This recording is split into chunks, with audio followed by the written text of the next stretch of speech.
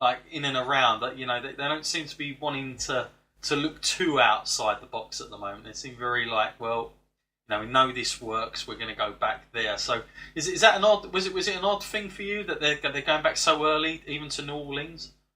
No, I think it makes quite a lot of sense in the end. I think they are spread out far enough. If you're going between California and New Orleans and Texas, you're going of course. To New York, if you're a big time fan, you will make that trip. Yep. You'll travel that distance to get to the nearest kind of one that's going to be in your area.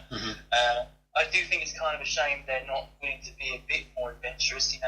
Even if there was a bit more adventurous to come, over to the UK, perhaps. That would go down very well. But I don't see that day happening anytime soon. But for Americans, it's still great. If you have to drive 4 hours, I'd make that trip personally. If I had to drive 4 hours, I'd do it. Yeah, absolutely. Yeah. Well, it could be a flight over there. I'm sure an 8-hour flight wouldn't be so bad. And the location seems pretty good for me as well. So I, like Matt, are looking into that. Speaking of that as well, Matt only this morning managed to get another ticket for myself and him, and of course we're heading back in August, Matt. It's a funny time, isn't it, that WWE are coming back over, because we're already going to see them in, what is it, May? Are we seeing them? May, in London O2. That's a Raw show, and then they're coming back for a house show. I think is that a Wednesday, I believe? So it would be a house show at the O2 in August. So it's a very strange time, isn't it? And unless that's tied in with everything else they're doing tour-wise this year with the Saudi Arabia thing. I have no idea, but very, very surprising, because normally those tickets are not available till the first tour's done. Yeah, it is a bit strange for me, but I'll, if anything comes over, I'm going to pounce on that opportunity, because I think as a fan you've got to show your support, haven't you? Yep. Ticket prices aren't cheap, but no. we're going for a tough time. Yeah, and not only that, myself and Matt, we booked these one. I think it was Matt done these last year, which was for Progress, Matt. And is that's August? There's no September. September, I believe. Yeah. So we got the a jam-packed schedule, and I'm still hoping that at some point they're going to announce something to do with NXT over here as well. Yes, and possibly Ring of Honor, especially after what they were talking about with the Wembley Stadium. It's not Wembley Stadium, Wembley Arena. Trying to get that gig. You remember when they came over last year, Matt? They kept mentioning, could we fill it out? That would be fantastic as well. I definitely think ROH would fill that out. Because I think it's that popular. I do think they would fill it out. If not full, I don't think they would waste their time. Let's put it that way. I do think they'd get it. I know that when Ring of Honor first come over, Matt got the tickets, and originally it was in a much smaller venue, wasn't it? And they had to change it. And they ended up going to York Hall, didn't they, where it's been the last couple of years. But that was because they didn't realise how many tickets they were going to sell. So maybe they underestimate the popularity of it in the UK, Matt, somewhat. Yeah, I'd love a big event like that for Ring of Honor. But then again, when you think back on it, we enjoy those events so much because you get that real indie feel. It's nice and close into the match. You wouldn't want that to be kind of lost in translation, but I do kind of feel like they could definitely fill an arena a little bit bigger. Yeah, absolutely, and that's a cool thing about when we go to the ROH show. For myself and Matt especially, we had some fantastic seats last time. Watching all the guys, but it's one of those products. It doesn't really matter who's there; they just deliver such a 5-star top show all the time. Such good quality. They give it their all, and that's all you can really ask for from a promotion standpoint. Okay, back to WWE now, and of course Braun Strowman. Matt, how surprised were you that he's? What are they doing here now?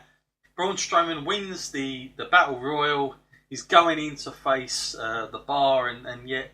Are we now going to suspect a surprise partner for him? I've had lots of emails, people saying Samoa Joe, some people saying Big Cass.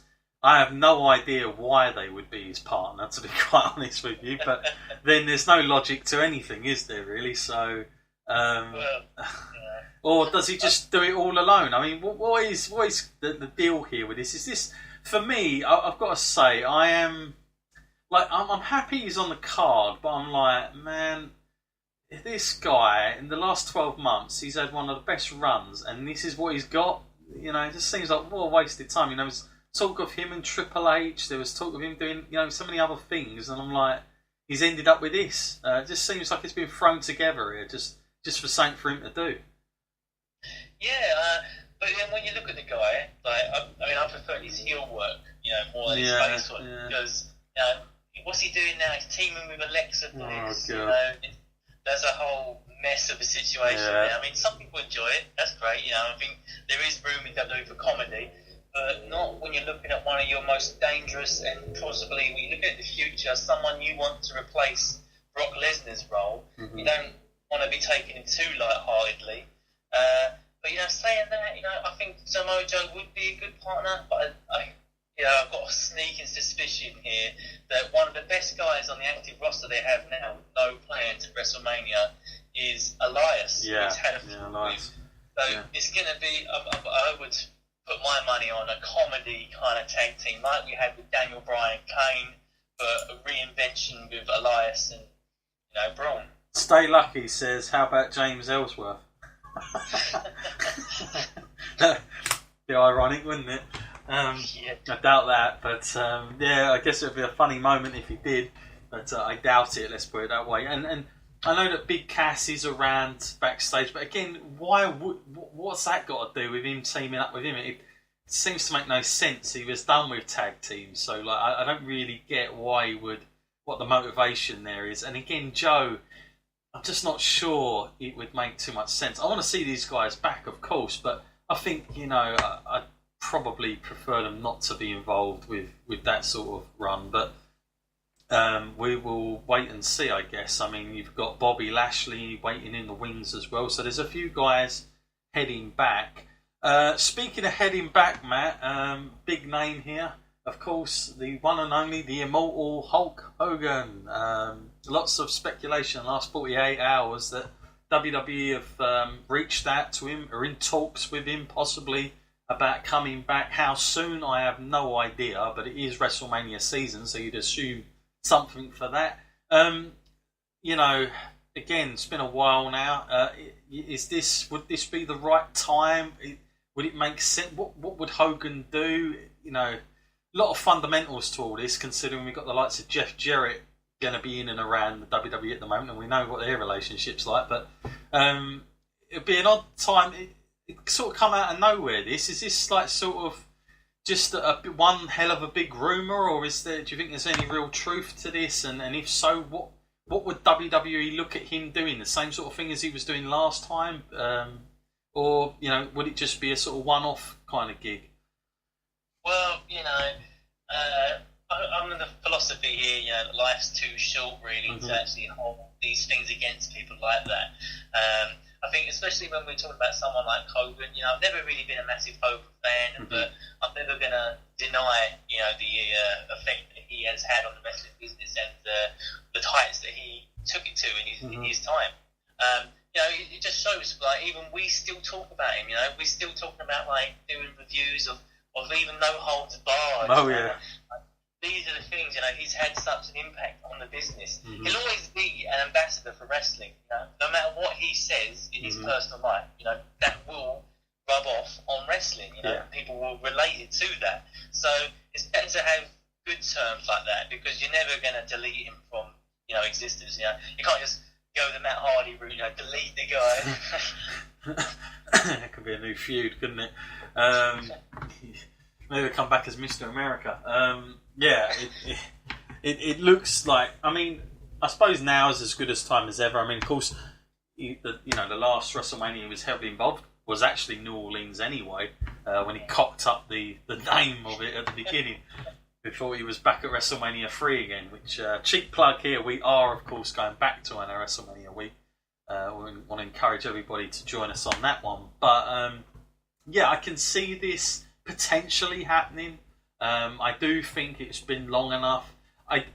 The only thing I'll say is I don't really see, because I thought last time he was in it, I thought they were going to do more stuff with him on Raw and treat him, like he was doing in TNA, where he was sort of running things a bit. And I thought there would be a feud between him and the Authority at the time, but they didn't run with that. They just had him as an ambassador, and he was hosting, the events really, but not.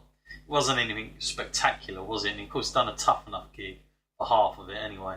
And of course, now I think if he is going to come back, I can only see it being sort of a one-off kind of deal for now. Just getting that nostalgia pop, maybe testing the waters as well for WWE, seeing what the reaction, just to make sure it is okay, and then taking it further from there. I certainly don't see him back in a match, as much as he keeps talking about it. Him and John Cena apparently. I definitely don't see that, but I do see him, coming back, getting a big pop, for sure. But I don't know if it has to be quite now, or maybe you look further on down the line, maybe even next year's WrestleMania. I'm not sure, but the thing is, whenever they say they've been talking to each other, people just assume that means he's coming back. That it just might mean that they've started to go back on those terms of the relationship, or talking to one another, and those talks may be way further down the line, and not just yet. So we will wait and see on that one for sure, because I kind of feel like the card is quite stacked, and with what's going to go on, I don't know how much more you can fit in it. But okay, Matt, just a quick brief rundown of what is announced so far for WrestleMania. Of course, we've got the Universal title, Brock Lesnar against Roman Reigns. Just a brief word on Brock here, Matt. No word whatsoever about him signing a deal. If he has, they're keeping it very hush-hush, which wouldn't be a bad idea, to be honest with you. But, of course, before we left to go Hong Kong, Matt, we were talking about how WWE were kind of doing a half shoot with him, keep him off TV. They don't last long with things like that, do they? It gets so inconsistent. He's back on telly. He's been doing house shows. So although people are saying, well, he don't turn up, he's doing all the flipping house shows. So, there you go. That feud, Matt, Brock, Roman. Of course, Roman's favourite word is bitch at the moment. Last time we done a podcast, everybody was talking about how good Roman's promos were. Seems like he's gone to his head now, and he's sort of, I've got to use that line, I have to say that word, that's getting me over the most. But yeah, that match, Matt, I mean, from your point of view, the anticipation for it, is it there? Are we caring enough for it? Have they gone the right way with it, in terms of building this the right way for what probably will be the moment they give, again, Roman all the credibility here? Yeah, I think they're doing a pretty decent job of it. I think they're making all the right decisions here. I mean, of course, most of the fans aren't ever going to 100% back Roman, are they? So, but I think they're doing a good job of turning, sort of casual viewers into sort of pro-Roman people.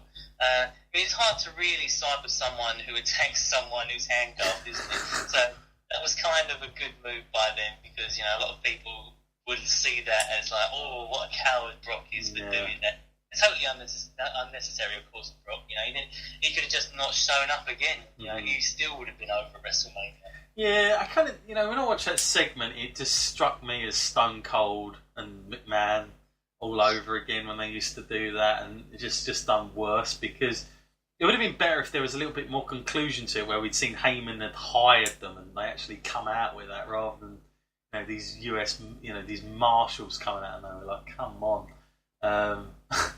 But it's one of those things. I mean, they like to do things like that. They like to, make it look a bit more juicy than probably what it needs to be. I do feel like they've kind of held off on one of the big features of it, that they are the two that beat the Undertaker. They seem like they want to steer away from that a little bit now, and concentrate on just putting Brock over as the bad guy.